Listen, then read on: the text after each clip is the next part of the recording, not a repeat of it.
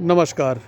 जैसा कि हम लोगों ने पिछली वीडियो में देखा था कि मकर संक्रांति के पहले का मौसम कैसा रहेगा, बाद का मौसम कैसा रहेगा।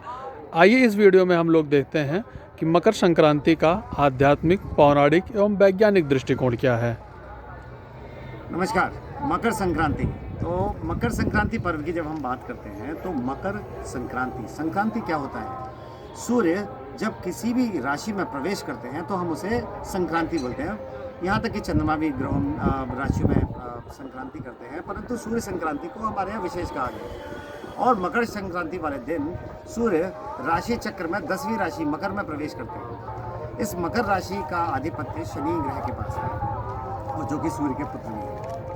तो अगर हम बात करते हैं कि मकर संक्रांति पर पूजा पाठ कैसे करना चाहिए, समय क्या है, तो मकर संक्रांति का जो पूजन का विशेष काल है वो सुबह 7 बजे से 9 बजे तक का है। बाकी मुहूर्त शाम को 5 बजे तक भी है। सुबह 7 से शाम को 5 बजे तक आप किसी भी समय स्नान दान संकल्प कर सकते हैं, परंतु 7 से 9 का समय संकल्प और स्नान के लिए विशेष है। अब मकर संक्रांति पर हम करते क्या है? मकर संक्रांति पर हम स्नान करते हैं। स्नान में हम जो पूजन करते हैं स्नान के उपरांत, उसमें सर्वप्रथम सूर्य को अर्घ्य देना। उसके बाद सूर्य उपासना में हम चावल का आटा, हल्दी, सुपारी, पान और जल और सुगंधित पुष्प आदि हम लेकर उनका पूजन करते हैं। अब ये पूजन के बाद दान का भी वर्णन है पुराणों में कि हमें दान करना चाहिए। तो दान किस प्रकार के करने चाहिए? मकर संक्रांति पर हमें दान करने चाहिए तिल की वस्तुओं के, गुड़ के, कंबल के, इस प्रकार की चीज़ों के दान करने चाहिए। अब इसके ऐतिहासिक महत्व को समझते हैं।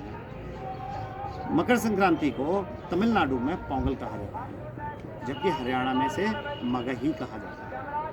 पंजाब में लोहड़ी नाम से यही पर्व मनाया जाता है, जिसको अब 13 तारीख को मनाते हैं लोग, परंतु ये 15 तारीख पर भी विस्थापित होना चाहिए था।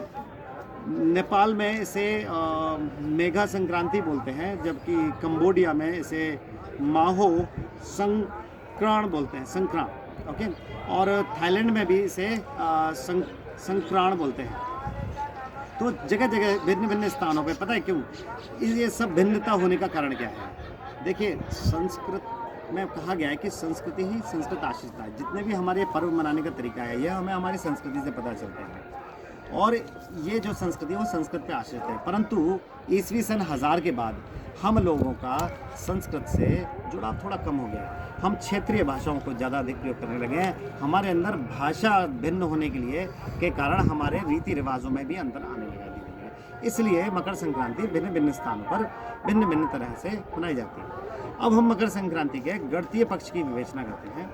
तो मकर संक्रांति वाले दिन, यानी आज रात्रि को 8 बजे के बाद सूर्य मकर राशि में प्रवेश करेंगे, परंतु इस गणित को इस समय आप कहें, क्योंकि ये जो घटना है मकर संक्रांति की, ये खगोलीय घटना है। मीन्स सूर्य मकर राशि में प्रवेश कर रहे हैं, एस्ट्रोनॉमिकल इवेंट है ये। तो इस इवेंट के बारे में 2 प्रकार के गणित होते हैं। जब भी हम ग्रहों के गणित की बात करते हैं तो 2 प्रकार के गणित होते हैं, सायन और निरन। सायन माने अयन के साथ, और निरन यानी अयन के बिना। अब ये अयन शब्द कहाँ से आया? तो अगर हम अयन के बारे में जानें तो ऋग्वेद के प्रथम मंडल के 155वें सूक्त में 6ठा मंत्र है, जिसमें कि भिन्न भिन्न संख्या दी हुई है, जैसे कि 2 अयन हैं, मास हैं, ऋतुएं हैं, प्रहर हैं, और इन सबको बताया कि ये सब गतिमान हैं।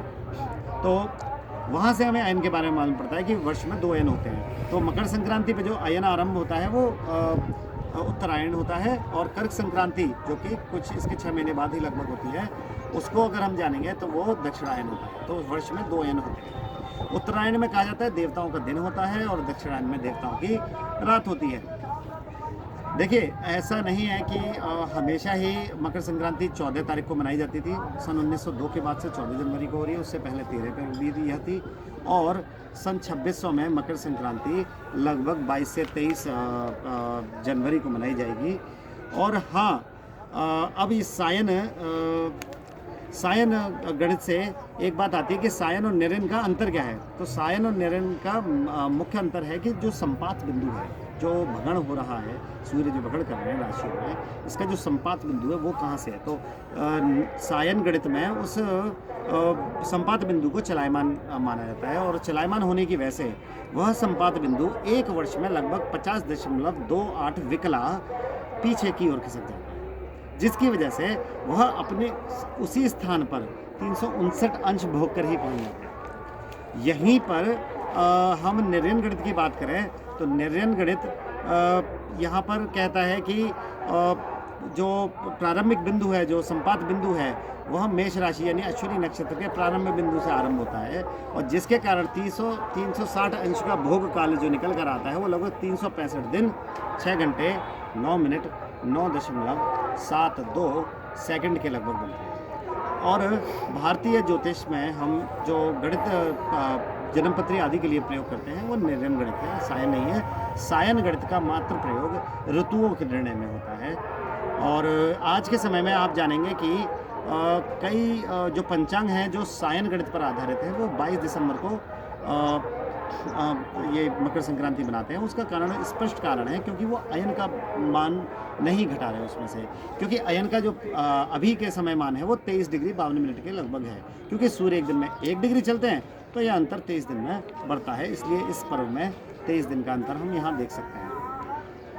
तो जो 22 दिसंबर है वो सायन गणित पर आधारित है। अब हम इसके मकर संक्रांति के ज्योतिषीय विवेचन की बात करें तो जैसे, और आयुर्वेद की दृष्टि से भी देखिए कितना अच्छा है कि सूर्य हम इस दिन जो दान करते हैं वो तिल का, गुड़ का, कम्बल का, इनका दान करते हैं। तो इसको स्वास्थ्य की दृष्टि से अगर समझा जाए तो तिल और गुड़ इनकी तासीर गर्म होती है और कम्बल हमें गर्मी देने के ही काम आता है। तो इस समय इस पर्व पर जो आप दान करते हैं वो आवश्यकता ज़रूरतमंद लोगों को आप इस तरीके की चीज़ें दान करते हैं और उनसे वो सर्दी से बच सकते हैं। दूसरा, आपको पता होगा आप शिव शनि की कभी पूजा करने जाते हैं तो आप तिल चढ़ाते हैं, और सूर्य का जो गुड़ है वो अधिक है, तो गुड़ का दान हम सूर्य के लिए करते हैं और तिल का दान हम शनि के लिए करते हैं।